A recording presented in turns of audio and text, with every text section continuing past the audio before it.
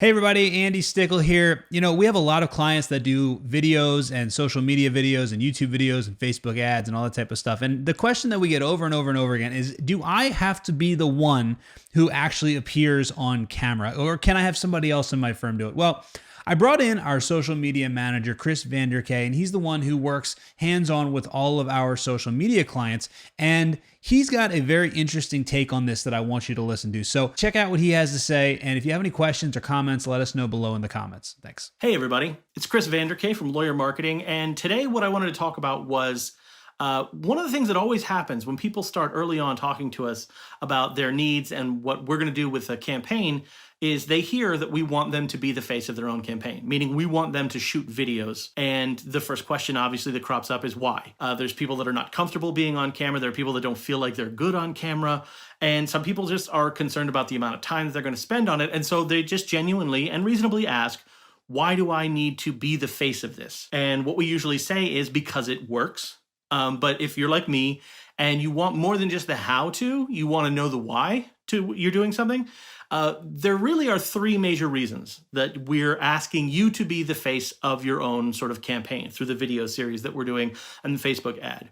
The first one is pretty pragmatic. It's pretty straightforward and clear. And that is basically that what we don't want to create is what feels like a bait and switch. Even if it's not intended to be that way, what often happens is if you have someone who is a face, if you hire someone to become the face of your law firm or whatever it is that you're doing with your niche, and someone follows along and they become used to that person, right? Then they decide to call you because they need your help. They contact you by phone or by video or in person. When they meet you, they realize you're not the person that they've been watching in the videos. It becomes a whole new circumstance where you now have to establish the trust that they thought they had in the person they were watching in the video. So the problem is you're now working to establish all of the trust that's already been established by someone else in your videos. You have to do it all over again now. And that's really inconvenient because at this point, with all the effort that you've put into putting these videos out into the world, you should be able to capitalize on that trust now. And you're not going to be able to because it wasn't your face that was in them, right? So there's a pragmatic reason for that. It allows for trust from the people that are watching. They don't feel like they got baited and switched. The second thing is this one's a little bit more psychological, but the idea is that human beings, for whatever reason, we're better at learning things when we learn them experientially, right? So we need interactivity. Basically, the best way to explain that is why do things like internships and mentorships, why do those exist? The reason they exist is because people, you can write everything that man can learn down on a piece of paper, sure. Not everybody's going to be able to learn that way by just sitting and reading it, right? They need to be able to see something happen in action in order for them to connect with it, to understand it. That's the point of an internship, right? You're doing a job before you've been officially hired to do it so you can understand what it entails and you can see it happening in action. Well, the same is really true of when you're looking for a lawyer, right? You want to get some sense that the person that you're hiring isn't just a lawyer, but it's the right lawyer for you, understands the thing that you want them to understand, and will do a good job for you, right? So all of those things can be learned experientially by them interacting with videos of you. And then what that creates is, that creates a circumstance where they have now learned much more about you by the time they're seeking your advice or your counsel or seeking you to represent them. So you've done an enormous amount of work in these videos to create that experiential interactive element. And that's important because that means it saves you the work by the time they've contacted you. There's no more spending huge amounts of time to try and convince them that you're the person for them. They're coming to you because they think you already that you're the person for them. So that's the second point. And then the third point is another one that's a little bit psychological, but the best way to explain it, and it sounds a little bit insulting, but it's about all of us, so it's true, is that we connect better as human beings. We connect better to the idea, to personalities than we do to ideas. What I mean by that is we can certainly look at an idea and we can consider whether or not it's a good or a bad idea.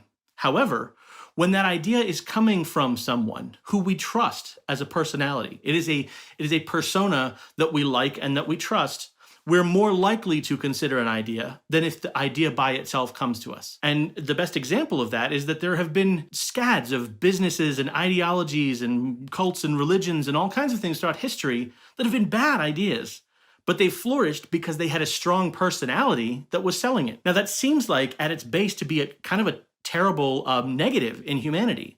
But the reason it's good here is because you're actually doing something positive with what would normally be a negative connotation about humans, right? If our instinct is to follow a personality more than an idea, it means that there are probably a lot of people out there that have bad ideas, but have their personalities out there. You can be the antidote to that, right? You're an expert in your field. You know what you're doing, and you're here to help these people. So by putting yourself out there, you become an option as a personality for someone to trust so they can get the good idea because you have that good idea. However you're going to represent them, that's the good idea.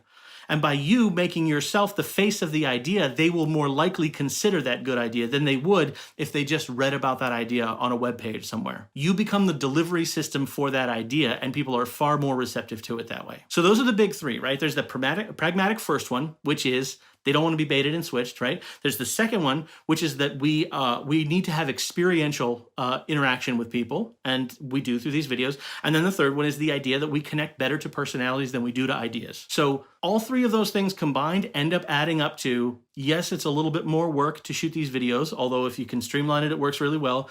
Yes, you may not feel comfortable in front of the camera, although again, the more you do it, the better you're going to feel.